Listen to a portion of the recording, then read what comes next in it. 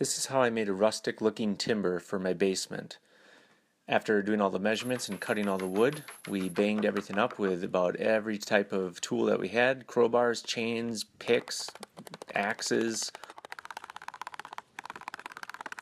After that I stained it, took a lot of stain to really get deep dark down into those grooves.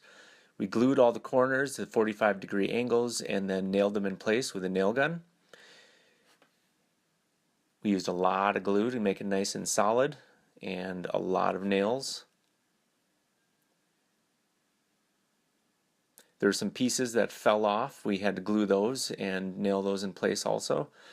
I used walnut stained plastic wood for the corners because none of the corners really met up that well, and filled up all the cracks and creases.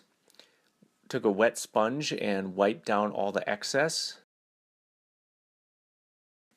Took some plastic wood and put it throughout the timber just to make it look like it's got a little extra depth to it for some color variation. And then a very important part, I think, is to hammer the edges with a sledgehammer, and that makes it look like one solid old timber instead of a sharp right angle piece of wood.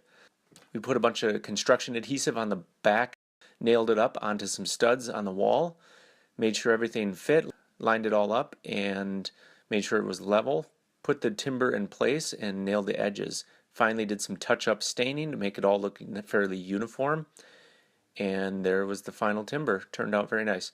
There's a dovetail in the center just for a little variation and to make it look kind of old and rustic.